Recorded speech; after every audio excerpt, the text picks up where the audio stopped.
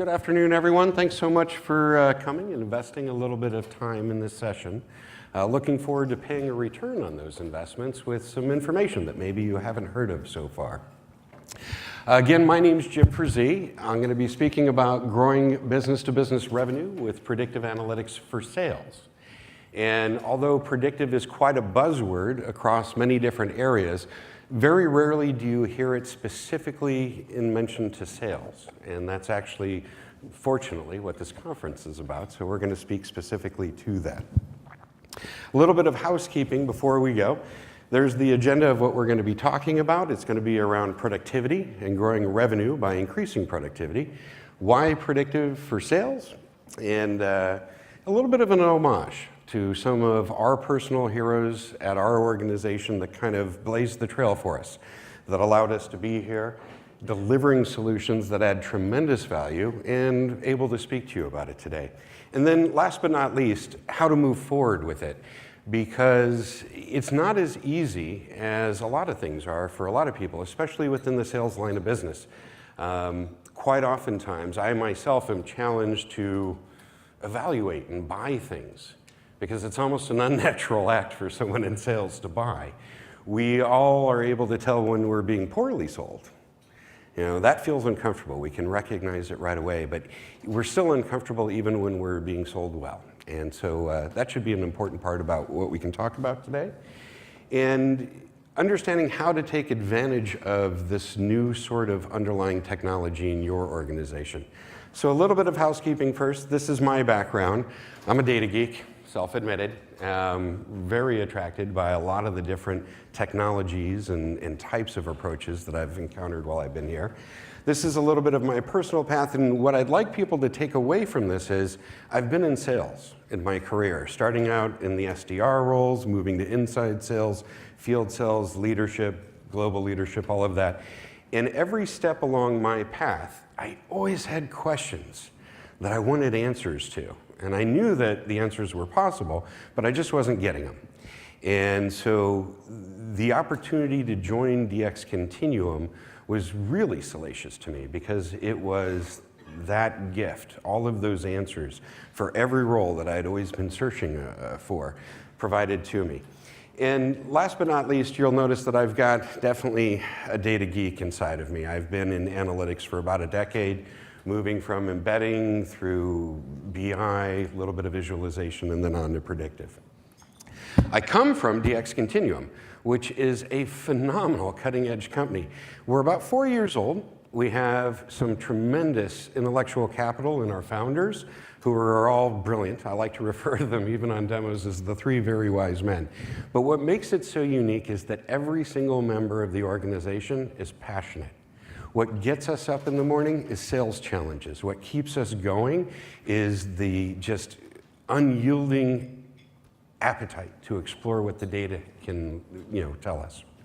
So again, anyone that you meet at our organization, we've got a few people out at our booth right outside the door, great people to talk about your business, your challenges, and what you'd like to know about predictive or operationalizing predictive to give you a head start on that. So the one thing that we consistently hear, no matter what organization we go to, growth is top of mind for everybody.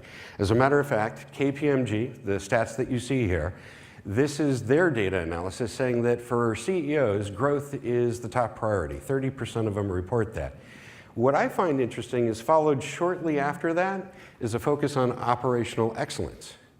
Because other than contributing net new revenue to your pipeline and to your books, the other way to influence that is to become better at what you do operationally. And that requires new approaches and different things. There's a lot of different levers that you can pull. And what levers you pull determine what you're going to affect. And this is Salesforce data, actually, and we're very pleased to have a very tight collaboration and technology partnership with Salesforce. And they went out and they found out what were the 3 parts of growth that are most important to sales leaders, regardless of industry and et cetera. And what they came up with was the amount of new revenue, the amount of new customers, and the amount of recurring revenue. And I struggle to think that anyone in this room doesn't consider those priorities for themselves. So where does all this bring us? We need to raise productivity, effectiveness, efficiency, the ability to contribute net new revenues to the top line. There's a lot of different ways that you can do this, and I think all of us have done this to some extent over our careers. We've pulled different levers, and some of them are long-term, some of them are complicated, and some of them are short-term. CRM, it's a little bit longer term for companies that are first approaching it. Marketing automation's a little bit easier, they see the value.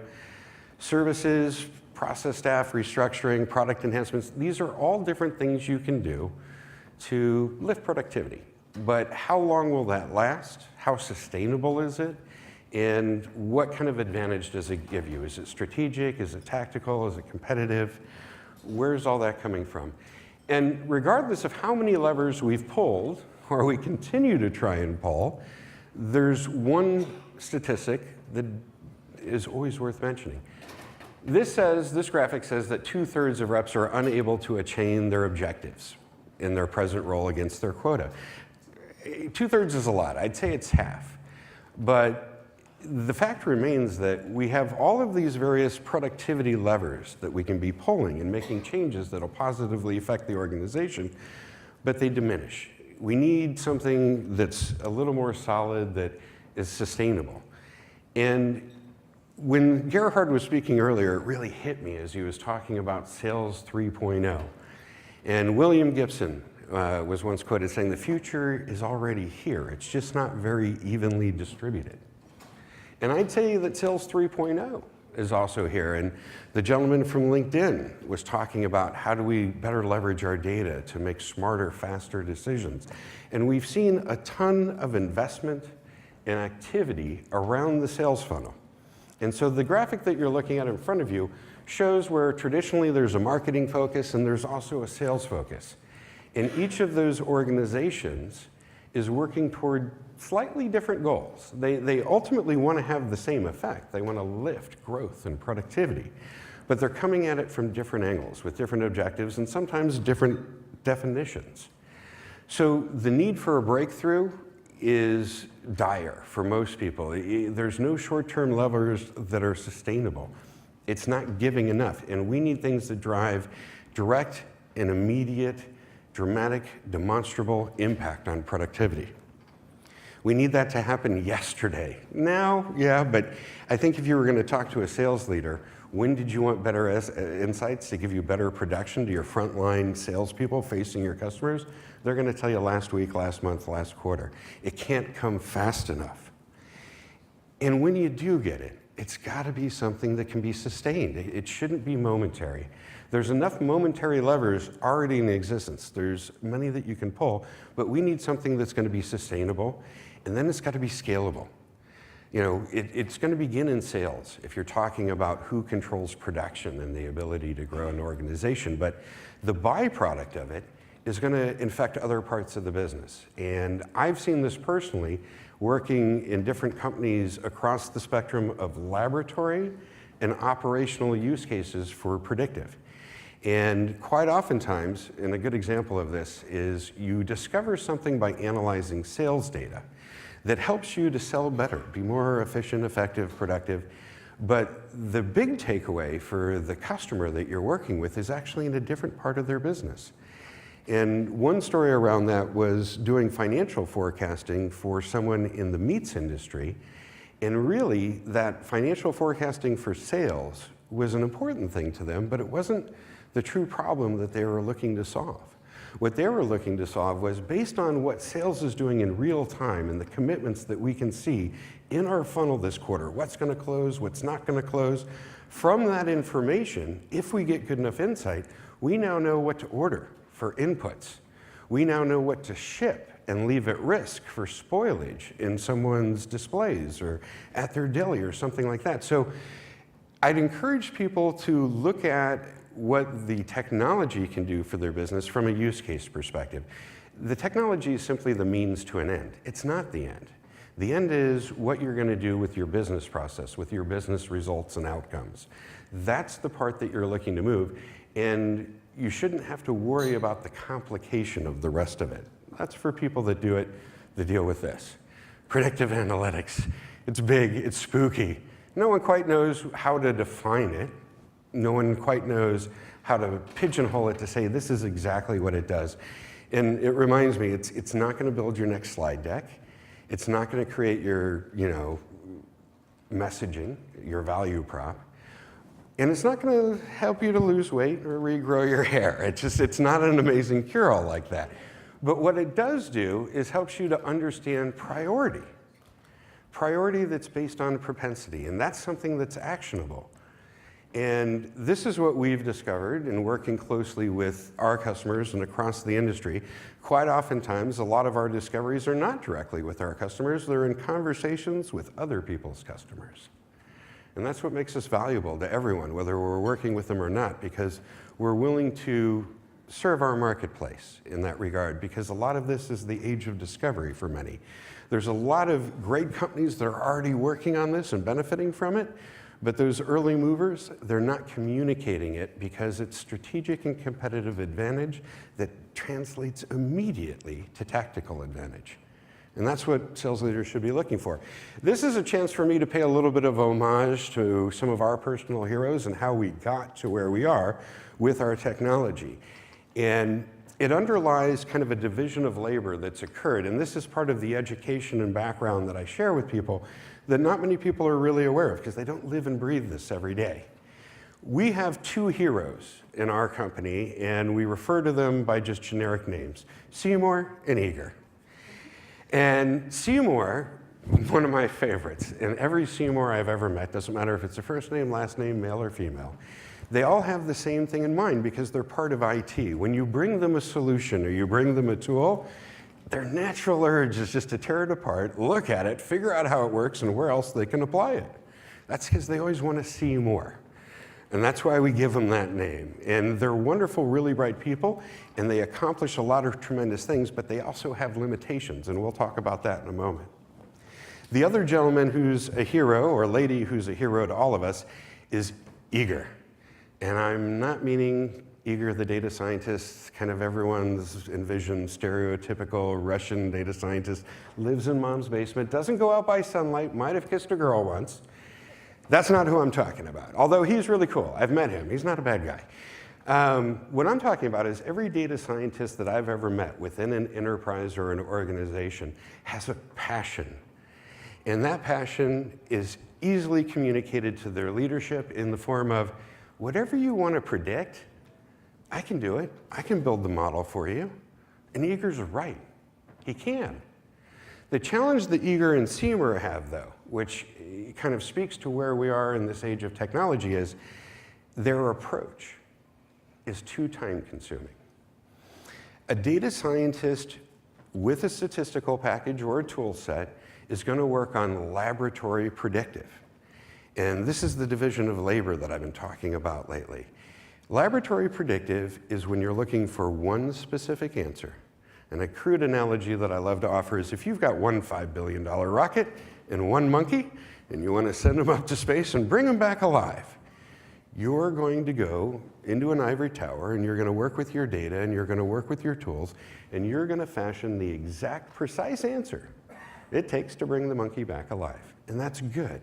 Because we need to explore space, we need to do stuff like that, we need cutting edge stuff. But on the flip side of that, we have real needs in the business that are very timely, they're immediate. And this approach of a craftsman approach, scientific, taking your time, this will not meet those requirements. The data coming into marketing and the data coming to sales moves at such velocity and in such width that they're unable to accommodate it because their analysis alone, bring the data together and encode it by hand, that's 60% of their process. It's very time consuming. You're looking at 3, 6, 9 months just to bring the data together. And then you want to talk about building the model, operationalizing it somewhere valuable that doesn't change the business process or upend anyone's apple cart while you're doing it. And then you want to be able to manage that model and its performance. There's a lot of different people that go into the traditional process when you do that. It takes people from IT, it takes people from data science, it takes people from software engineering.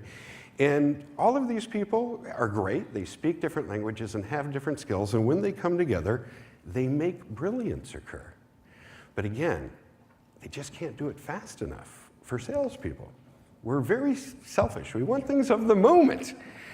And we want them yesterday when possible. So Eager and Seymour, as wonderful as they are, and as much as we owe to them for building this space, we're taking it to the next level, to 3.0 from 2.0, in Gerhard's words, if you will. And so this is where we focus, and we have a very, very crisp focus on this. Straight at what drives focus and productivity for salespeople. And the questions that you're trying to ask, the use cases, if you will, are things like this: prioritize actions. What deals are likely to close this quarter? What deals are likely to close next quarter? Because as a sales leader, I almost don't care about what's going to close next quarter right now. I need my number this quarter. And so that's where I want focus to be. What deals are on the fence? So where am I going to have to apply a resource that I may not have to apply elsewhere? And where's my better bets to do that? I want to understand all of that. So really, we're looking at two different sort of spaces. And this is kind of how we draw it out. There's a chasm in between marketing and sales. And it's because they have different objectives, different definitions, and they drive to a different end. It seems similar quite often, and they're very symbiotic and they're aligned, but really, it's a different sort of mindset and goal. What we've seen is there's value to be unlocked for everybody, from sales leadership to sales operations to product management, business development, and marketing. There is absolute value and goodness inside of the insight that you can provide to someone based off their own data. And you don't need a data cloud. Everybody's got data. Use the data and the value that you have first, and if you find that there's something missing, it's not quite enough, then go exploring what else you could add to it. I think that most in this room would be amazed at the value of the data that you've already got, and yes, there is no such thing as a perfect data set. I've heard of this elusive creature, the clean, perfect data set. In all of my travels, I've never come encounter with it face to face. I've heard tell of it, but just never seen it. It doesn't matter anymore. And that's the beauty, as Gerhard was mentioning, of machine learning. When you're looking at extra wide data sets, all of those things that normally trip you up are less consequential, which is why, with the division of labor that's come about, we've been able to align the utility and the value of the solution specifically to the line of business. So that doesn't require data science intervention. So it doesn't require IT intervention. And we're not the only vendors that take this approach. A lot of people do, because it's the way to get to the line of business and deliver them value without being overly scientific. So we talk a lot about demonstrable results. These are some of the customers that are making some groundbreaking strides in predictive areas with us and with others. Some interesting use case stories that I'd love to share with people are, we recently worked with one of the very large technology vendors, and they came to us with a couple challenges around their business process that we weren't sure were specifically sales related at first. They were looking to understand what effect marketing has before and after opportunity creation. In other words, advertising, retargeting, all of that. They anticipated that what they'd see is an upward trending curve going into opportunity creation. And they were right about that. What they didn't anticipate was the moment the opportunity had been created, there was an adverse effect by any advertising or retargeting that they were doing to the prospect. And I think if you think about that, it almost is the creep factor that was mentioned last night over dinner, and I think possibly earlier today in one of the presentations, is there's a point of having actionable intelligence that drives value and benefit, and then there's a point of just getting a little creepy with the insight that you've got. And being able to distinguish between the two and how you're implementing and leveraging the benefit of predictive, it's something that needs to be timely, and it needs to be focused on the business challenge and specifically on the outcome that you're looking for. So predictive offers a really great opportunity for sales organizations. Everything from where marketing traditionally lives in lead scoring, creating MQLs and delivering those en masse to sales. And let me actually, if I could, go back real quick to the graphic of the chasm, because there's another story that's really great for this graphic. There's a large technology company on the peninsula in the South Bay that we were doing work with, and they had a very unique issue that their marketing stack couldn't solve for them. They were generating 75,000 raw data leads a month for an individual business unit that sold. And everyone's like, great, that's pretty cool, 75,000 leads, but they were raw data leads. And so knowing what's valuable and what's not valuable was a struggle for them. Quantity was there, quality was not.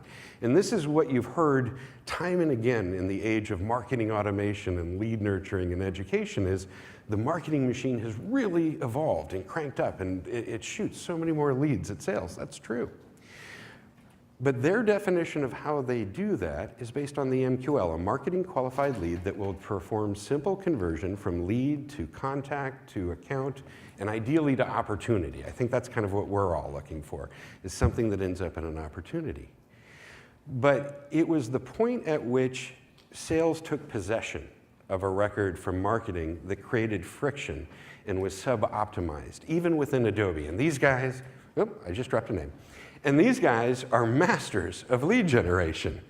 So we scratched our heads a bit and said, okay, so tell us about your business process and where you're hitting a stumbling block. Again, 75,000 raw data leads, put that through our whole MarTech stack, whittle it down, and where we get to is 10,000 marketing qualified leads per month. It's great stuff. I think any of us in this room would gladly sign up for another 10,000 MQLs a month. But this is where we also would have the same challenge they did. Their team had scale to touch and treat only 2,000 out of 10. And they were struggling to figure out, how do they direct the salespeople to the right ones? How do you see the trees for the forest? And so they brought us in, and we sat down with them, and again, it's not about the underlying technology, it's about the approach, the process, and the outcomes. What we found out was their definitions between sales and marketing of what a lead was and what was qualified didn't match. So by analyzing the sales qualified lead and the results at the end of a funnel, you can actually look back and cascade it back across every stage, which deals are likely to fall out. As a sales leader or even as a sales producer, that's important information to me. I don't want to commit my time and my resources to things that don't have the legs to get to the finish line. Just as much as I want to work on the leads that have the hallmarks of booked revenue, not the ones that don't. So what the analysis derived at for these folks was half of their 10,000 leads were MQLs but didn't have attributes of SQLs. So we sent those back to marketing with them and said, put them back in the oven. Great job, they're just not fully baked. You need to do a little bit more with them. Of the 5,000 remaining, we broke those into A's, B's, C's, D's, deciles, however you want to do it. However you picture creating stratus among them. And we were able to present the A's as this is the lowest hanging fruit on your tree. When your reps come in every day, these are the people they call first, and here's why. Here's the attributes that support that. And as their day goes down, they're going to focus, because of this prioritization, on their greatest chance to produce and to be consultative earlier in the quarter. And what they found was they met some very strict success criteria right in the pilot. They ended up making twice as many conversions on half as many calls. It was a 4-to-1 improvement, blew out their success criteria. What was fascinating is when we went back in, because adoption is always an issue. Once people saw the success of others, and that's always infectious, they started to emulate the people that were using the solutions more and more. And not only did they see the original statistics continue to better themselves, but they also noticed a few interesting things. Their average bill of materials went up an order of magnitude. Because their better leads were being gotten to earlier in the quarter, they were taking a more consultative sales approach. They were talking about cross-sell, upsell, attachment products, all kinds of other things they didn't normally have the time to go in to do because they were trying to run through and disco demo everybody that they came across. So for them, it was the prioritization of every single activity in front of them and where their best bets were that was the guiding thing. And day to day, they loved the fact that the work product they established yesterday on any record was updated day to day. And every single day they came in, they had that new priority. So there's just a couple use cases, and we encourage people to talk about what your challenges or opportunities are just in conversation with us, because again, we're going to be more interested in where can the technology help get you to from a business perspective in terms of outcomes and process. So how do you get started on something like this? Well, as you can tell, I love this eye chart. It's a confusing landscape. There's a tremendous amount of vendors out there. And again, back to William Gibson, the future's already here, it's just not very evenly distributed. We have seen tremendous budget, investment, attention go into marketing. Marketing's great. ABM, AB everything, it's really good stuff. But only so far as it gets someone to the phone, to the table, to the conversation point. Knowing how to prioritize beyond that, knowing how to engage them, drive better production, drive better value, that's really where the flywheel meets the rest of the engine.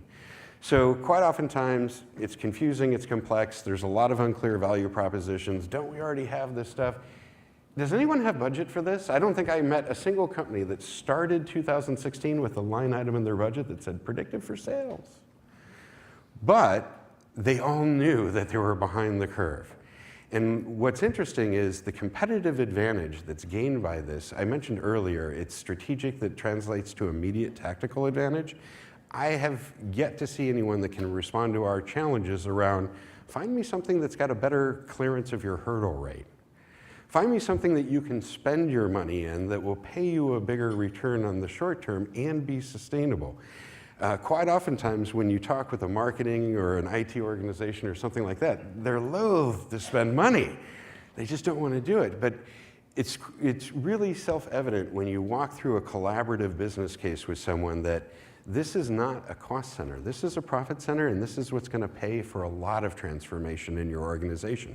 As everyone's talking about the digital enterprise, transforming to that and moving to being a data-driven culture, this is one of the easiest, quickest, demonstrable ways to get into that space and benefit from it with low risk and low cost. You're not hiring the staff, you're not having the IT burdens, all of that. So get together with all the predictive vendors you can and learn about them and try and figure out who's the right fit for your business. And then in moving forward with it, again, it's a strategic business decision, but you've got to expect results rapidly. A lot of big promises, little ROI. Hold some feet to the fire on this one. Have people do pilots. And anyone, I love this one. A friend of mine once said to me, Jim, if you're at a poker table or you're in a business transaction and you can't figure out in the first 3 to 5 minutes who the sucker or who the product is, guess what? It's you. So be cautious of people that want to make you their beta, that haven't proved something somewhere to somebody else. That's a little bit of guidance. So do some mutual qualification. Get together with the people and make sure they're the kind of people that you want to work with, that are enthusiastic and passionate about what they do and the change that they're bringing. And then most importantly, please do quantify your shared opportunity. You need to not only understand where you want to arrive at in terms of results, you also need someone interested to benchmark where you're currently at, because results without relativity are pointless. And that's how people sell a lot of vaporware. You need to have clear success criteria. So outline what is meaningful to your business. If we could deliver Y doing X, then what? And where do we go from there? This is not a one-spot kind of hit in the organization. Whether your challenges are in conversion, cross-sell, upsell, retention, renewal, forecasting, whatever, predictive is at the core of all that. Find someone that can move with you to address what you want first, or need to first, and then where else you can grow together. Oftentimes, the core technology is what you need, and then every use case, every KPI you're unlocking and addressing beyond that is just such an incrementally small cost to continue adding value to the environment. Test the value of whatever you're doing, and again, pilots are great for that, and then make sure that it's operationalized quickly. And this again, I can't stress enough, there's a lot of stuff going on out there where you really need to get to results. And the only way to do that is to make sure that this can be not only built and not only effective for you, but that it can be put into production very rapidly, and the results are real and accessible and actionable to the frontline salespeople. So, it brings me to my final quote. The main thing about this presentation was production. And my original sales mentor, who recently passed away, once told me the main thing is to keep the main thing the main thing. Wisdom. And he then looked at me and said, Jim, everybody's main thing's different. Everybody's main thing changes. But at any given point in time, if you can realize what your main thing is and drive with enthusiasm and passion toward it, that's how you find success and happiness. And that's true of all salespeople too. We're coin-operated creatures of comfort. We don't like change much. We like production a lot. And this makes it so you don't have to change much to lift production. Thanks for your time, and I'd welcome questions here or outside as you guys have them. We've got a lot of bright folks here. Thank you.